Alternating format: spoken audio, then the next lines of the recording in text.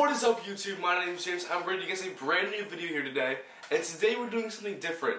I am not giving you guys a tutorial here today, but instead I'm showing you guys these two new lenses that I bought from B&H yesterday. Now let me just say, I used these two lenses yesterday, and oh my god, they're amazing. The quality in them is absolutely superb. It's amazing. I had so much fun with them. I already took some amazing shots with the wide angle. I didn't get a chance to mess around with the 50mm, but I know it's quality already because I had the autofocus electronic version, but now I have the manual version because my autofocus one broke. My fault, I dropped it. But anyway, let's get right into this and let me show you guys these two new lenses. So the first lens that I bought is this 24mm 1.4 lens, and this is from Rokinon. It's about $5.49 retail, and let me just say it's amazing. Now, this isn't an ordinary lens. What this lens is actually, it's actually manual focus only, and it's actually manual aperture, so you can't control the aperture through the camera. You actually control it by using this little dial right here. So this lens for me now is going to be my wide angle lens, and I'm going to be using it for pretty much everything that has to do with wide angle, so like street photography photos, cool little wide angle portraits, concert photography, stuff like that. That's the stuff I'm going to be using this wide angle for. And not only that, but it's also going to be my vlogging lens as well. When I'm not using the lens I'm using now, I'm going to be using this lens because this lens is amazing. It has incredible depth of field, and if I want to add a higher quality vlog, then I would use this lens.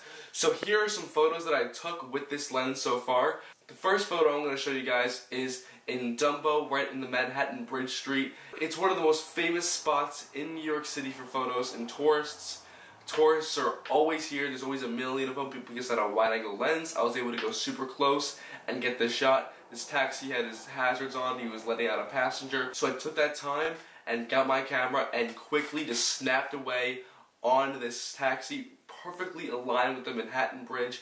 One of the most amazing photos I've ever taken in my life. And this next photo you're seeing is from a rooftop in Lower Manhattan that I actually climbed the day I got my lens, and it's about 70 stories high, and again, one of the most breathtaking views, one of the most amazing roofs I've ever done in my life. Truly unforgettable experience. The next lens I'm going to show you guys is the 50mm 1.4 Samyang lens. Again, this is the same thing as the Rokinon. It is a manual focus and manual aperture lens.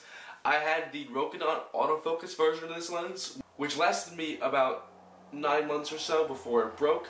It's actually been broken for the past like 2-3 months, but I've been using it anyway because it still pumps out quality portraits close up, just nothing far away, which is why I got this one. I sold it back to B&H and then got this one. And let me tell you, it's just as good as the other one. The only downside is that you have to focus it manually only, and also the aperture is on the lens itself. But this lens, the depth of field is incredible, the detail is incredible, the color is absolutely incredible. I'm not sure if I want to keep this lens yet because I might possibly get the Sigma 50 or the Zeiss 50. I'm not sure which one I'm going to get yet, but I may if I have the money in the future. But if you're low on money and you don't mind the manual focus and manual aperture rings, then I would definitely buy the 50mm 1.4 from Samyang or Rokinon. They're pretty much the same company, just a different name. As well as the Rokinon, because the Rokinon is also incredible for the price. It's just the whole manual focus, manual aperture thing you have to deal with. But for the price, it's absolutely worth it. This lens is incredible. I got both lenses combined for about $9.75 from B&H. Both brand new, so if you're interested in them, I'll leave a link in the description below to both lenses so you can go check them out, maybe buy them if you want to. I'm not sure if you could tell, but I actually switched to the 24 1.4 lens just now, and I wanted to see how it looked for this video, because why not? But anyway, to wrap it up, these lenses are both incredible. If you want to get them, the link is in the description below. Be sure to follow me on Instagram for more photos with these lenses. I'm going to be using them for 2 photo shoots later this week, so be sure to stay tuned on Instagram for that stuff. Please be sure to leave a like, comment, and subscribe for more photography content, tutorials, vlogs, behind the scenes, lens stuff, all that shit. And lastly guys, my name is James. I'll see you guys in the next video. Peace.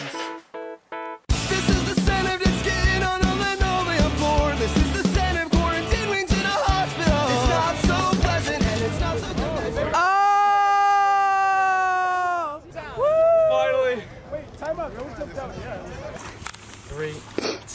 What?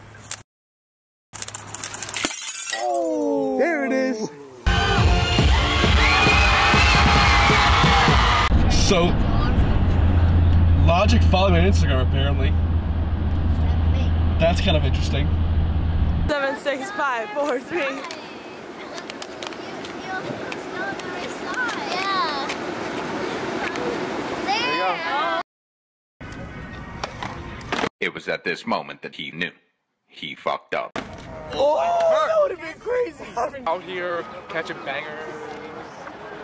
I hate myself. Like I do, I actually hate myself. I hate you too. Thanks.